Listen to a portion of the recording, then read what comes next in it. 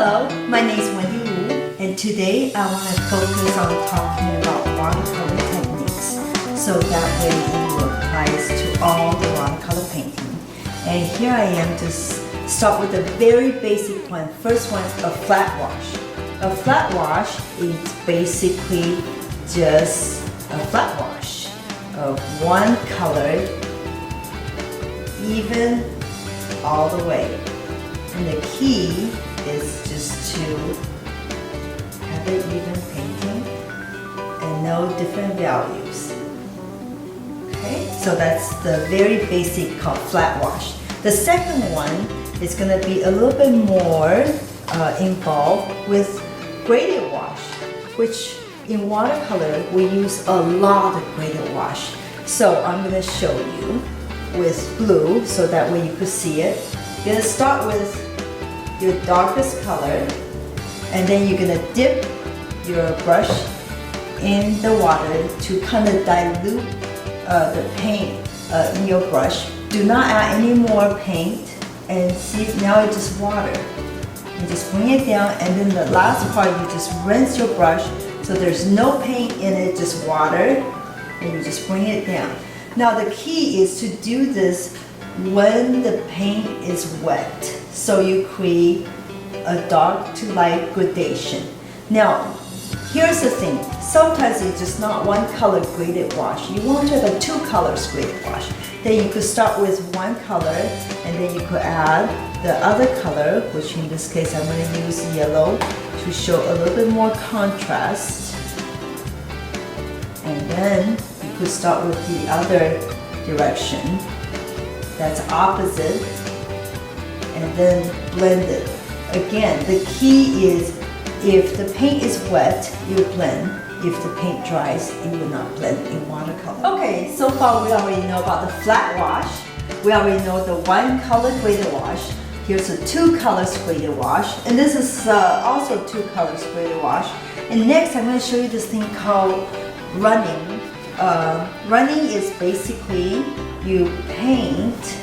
So I'm going to use quite a bit of water, and I'm going to switch color as I'm kind of changing the color, and you could see the color is kind of moving around because the paint is wet.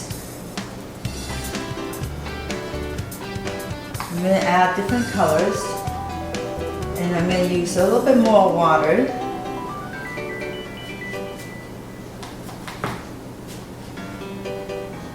And basically running is you let the water does its job. When it's wet, it's gonna kind of move around, shifting around, kind of creating different directions and a little bit more exciting movements with the colors. Now, while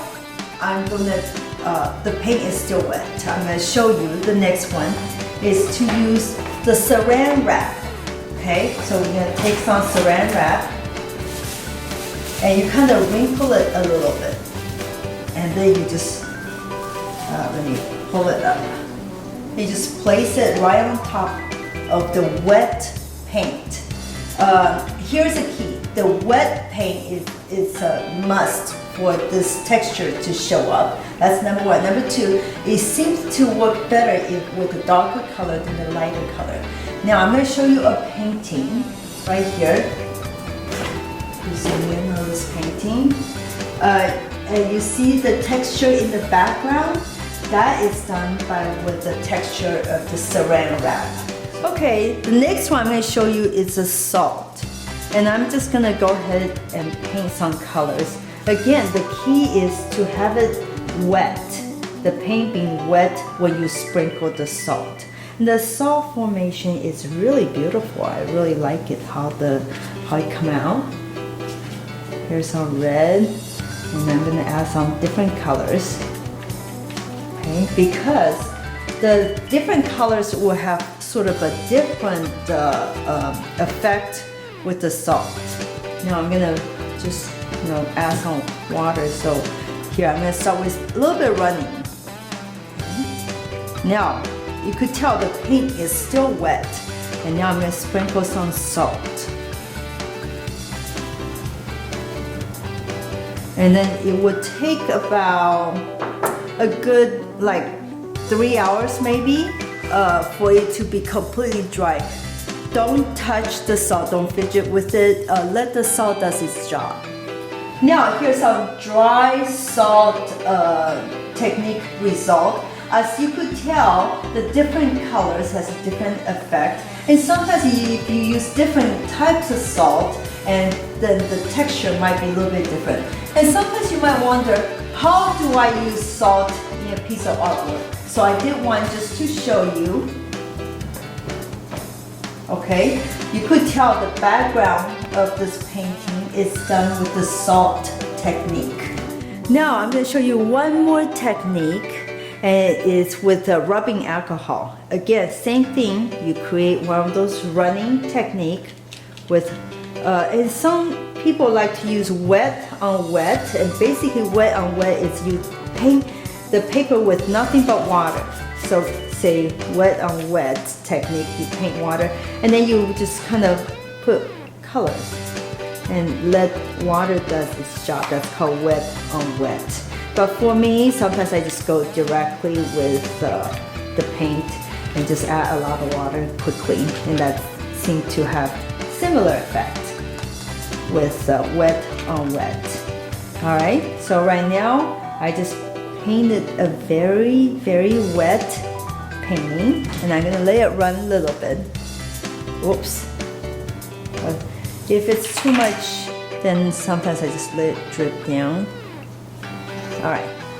Now, you know the paint is still wet, so I'm gonna use the rubbing alcohol, and with a clean toothbrush, regular paintbrush, and I'm just gonna drip it on it. You could tell my brush is not touching the thing, but it's creating kind of a interesting texture with the wet paint and rubbing alcohol.